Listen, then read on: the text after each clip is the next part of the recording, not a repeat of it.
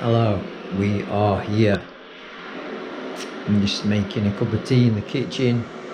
It seems like at the moment that anything that anybody says that is anywhere within the public eye, that's getting themselves recognised within the public eye, or through any type of level of media, or any type of social media, especially I think if you're recognized.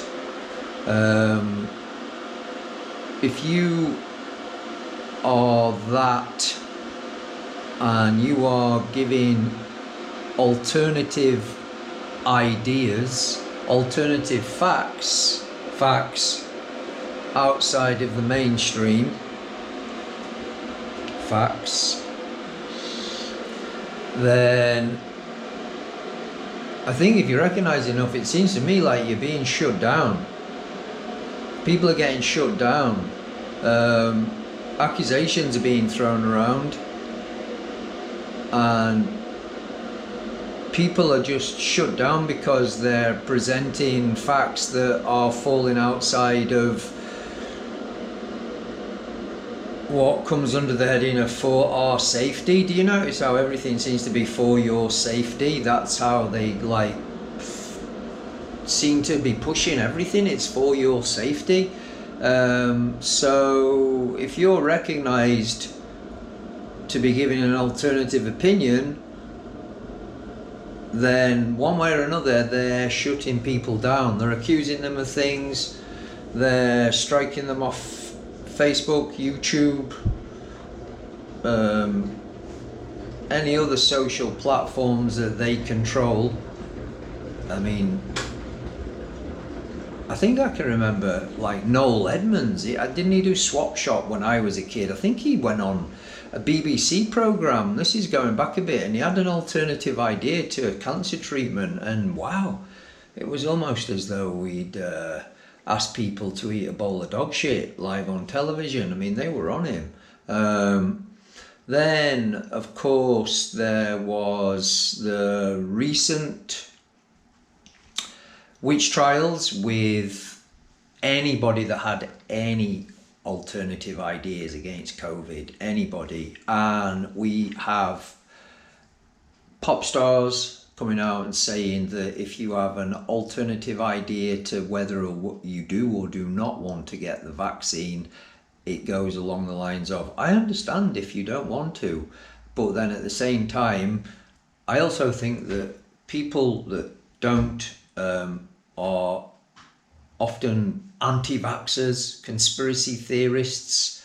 I've even heard people being called right-wing. They presented us with all of these scientists and hate the WHO, various people in positions of medicine around the world telling us that they were experts and this is what you should do. They did not put forward anything else apart from a direct narrative concerning the COVID-19 pandemic, as with regards to vaccination, lockdown, track and trace, blah, blah, blah, blah. Robert F. Kennedy Jr., he was banned from Instagram. Peter McCullough, a cardiologist, former vice chief of internal medicine at Baylor Uni Medical Center, editor-in-chief of the Medical Journal Reviews in Cardiovascular Medicine, and senior executive of the American Journal of Cardiology. I had to write that down because that's a lot of information. Check him out. His name was Dr. Peter McCullough. Somebody else ostracized, demonized, whatever else. Dr. Scott Atlas, former chief of neurology at Stanford University. That's Dr. Scott Atlas, same, offering alternative ideas to the mainstream narrative. Michael Yeadon, scientific researcher and vice president at former vice president at Pfizer Inc. Dr. Robert Malone, vaccine scientist who in the 1980s performed foundational research that helped establish the mRNA vaccine tech used in Pfizer, BioNTech, Moderna. His podcast, which was on Joe Rogan, was strangely scrubbed by YouTube and Twitter.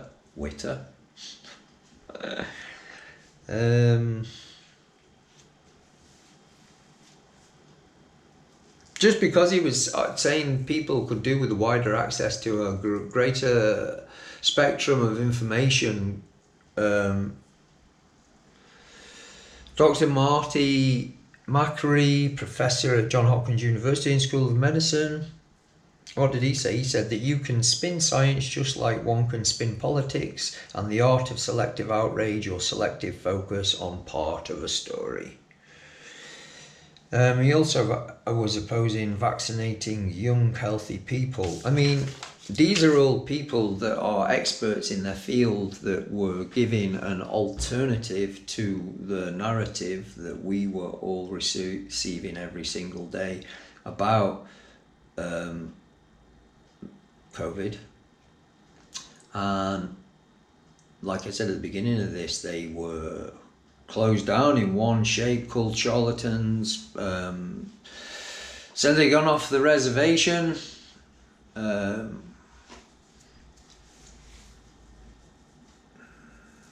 I think I just like the idea that we have democracy in a world that is now 2023, where people, as long as people do not physically hurt another person, have the right to voice an opinion. There will be opinions that are way off the mark, always. There will be opinions that probably should be kept solely to the person that airs the opinion. There will be opinions that are absolute gobbledygook, always.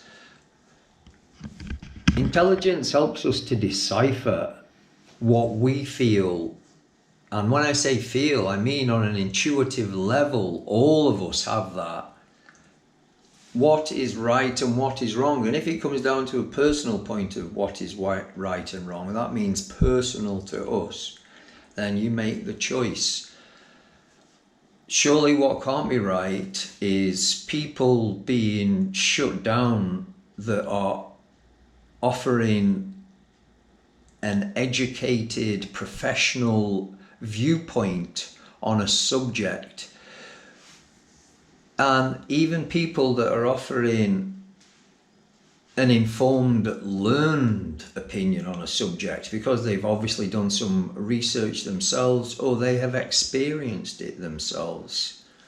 I've been through cancer. I'm not a doctor, but I've been through it. And if anybody wanted to talk to me about cancer, I'm quite sure that even though I'm not a cancer expert or an oncologist, I could give people quite a lot of very useful information about my experience of that and what I may or may not do if that were to ever happen to me again.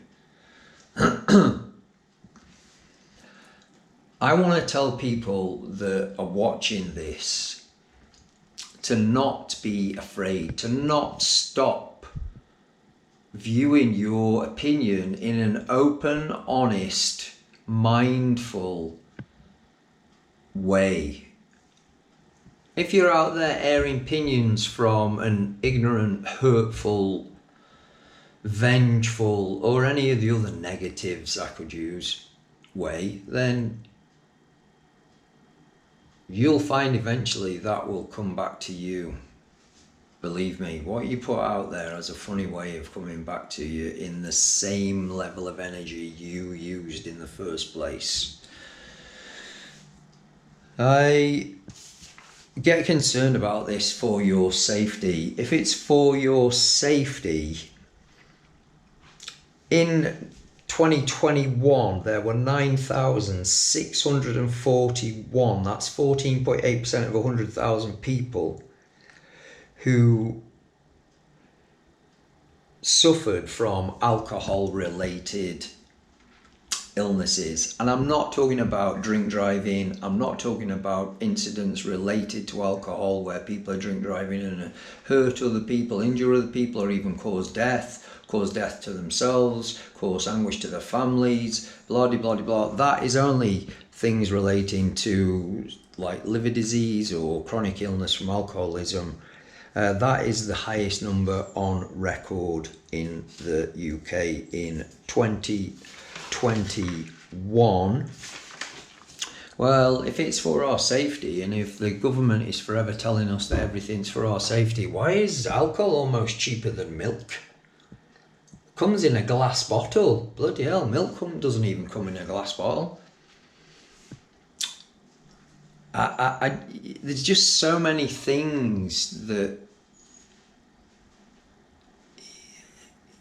you don't even have to be some great genius when you start to do research to realise that there is almost an obvious hidden agenda within everything that is happening in the world right now, as in regards to our freedom of expression, our freedom of ideas, our freedom of speech.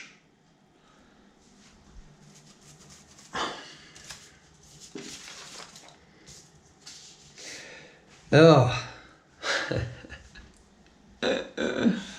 I think the greatest thing that you can do right now, I think the greatest revolutionary act that you can perform right now is to be kind and to be understanding towards other people, to share, to keep your head up in a time where it will be quite easy to let the waves lap over you and slowly make you feel like you can no longer tread water. The greatest act right now would be forgiveness and kindness towards each other.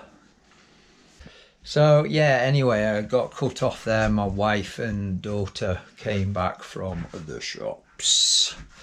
So yeah, I believe that the best thing that you can possibly do at the moment is to keep your head up. Don't allow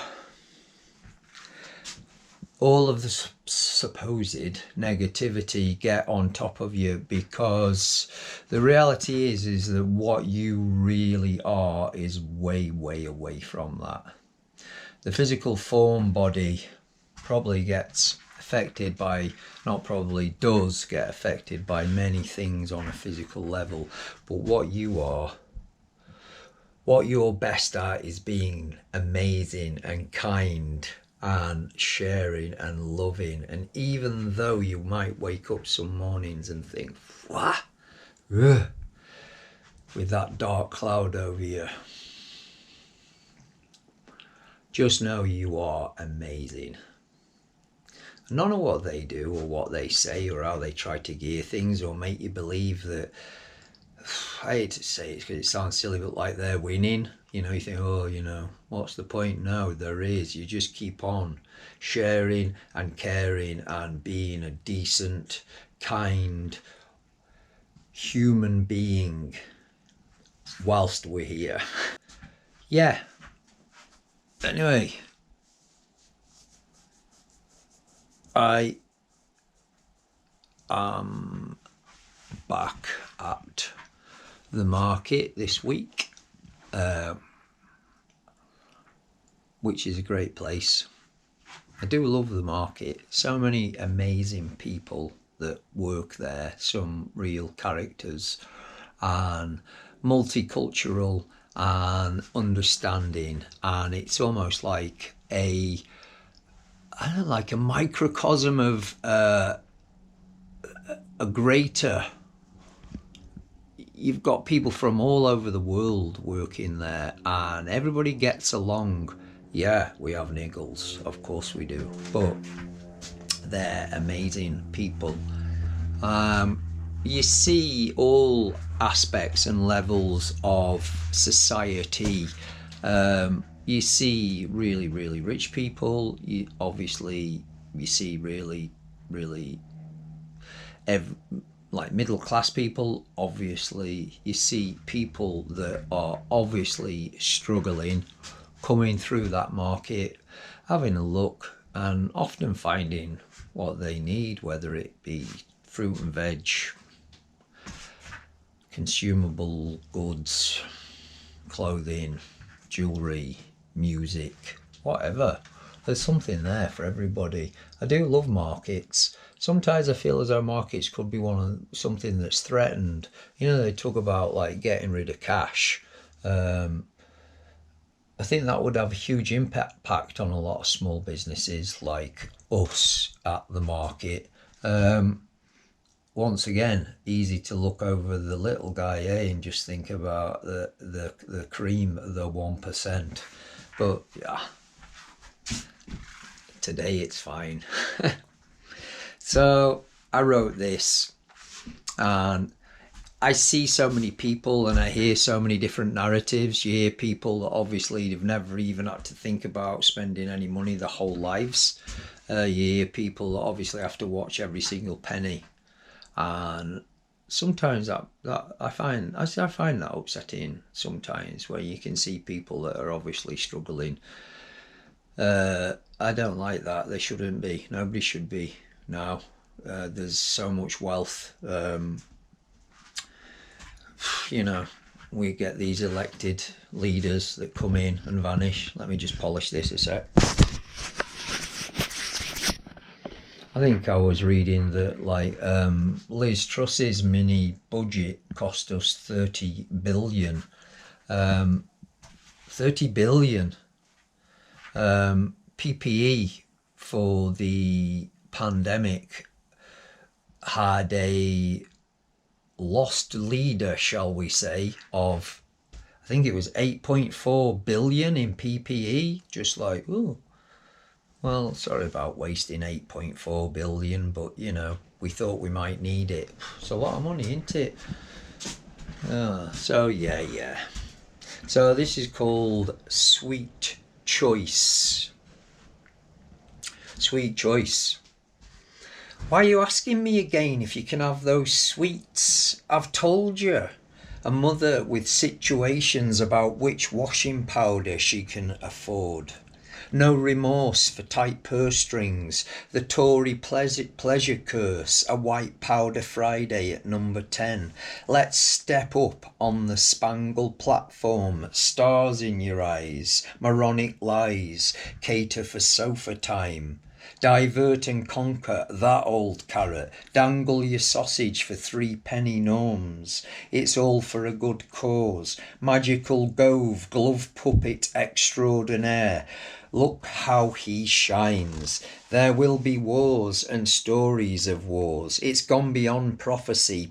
Psalm 12 verse 14 will not stop the deep pain that is working for peanuts with the same amount of hope as a rabbit on the M62.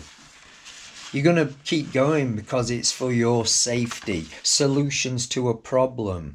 Is there a problem? Fat claws with no remorse. Welcome to the grinder. The final words we've tried, but we just can't be any kinder. A reminder you might wake up. What's the use? Your slow retreat into the life of a mental recluse. Free thinking. He must have been drinking. You're one of those conspiracy freaks hooked on David Icke and WikiLeaks. No, mate. I've seen it. It was on the BBC News. That's all the proof I need. Nah, mate, I don't need that. What? YouTube? It's shite. You're dreaming, son. I rolled up my sleeve. I clapped for the NHS. Oh well, seeing as you say that, no more nurses will have to join queues at the food bank. No bother, pal. Buy more planes, buy more tanks. Brace up the ranks. The smart piggy builds his house from bricks. New rooms. You mean new rooms? Kids move into the loft, brand new, that's it, bread and butter, well, bread anyway, scratch card paychecks, 50p in the slotties, he got 2 days in Skeggy, look, Look at him parading around like a cockerel. I feel like a wafer, Mum. Have the kids eaten? Yeah, yeah, yeah. A mother makes hard choices in the tinned food section. Hunger day, low pay, minimal wage selection. Get through till Friday, keep up till dinner time. Smile though your heart is aching. Let's remember the wartime. Float back to the 60s. Oh, it was so much better then. The good old days. There wasn't litter like there is now. No, of course. Just beaten women and Jim'll frisk it for kids. Politicians, the grand masters of illusion. You voted for 'em. You gave 'em that carcass to growl over. But Mum, can't I have a lolly? Can I have a chew then? So yeah, I think I had a lot to say this week. The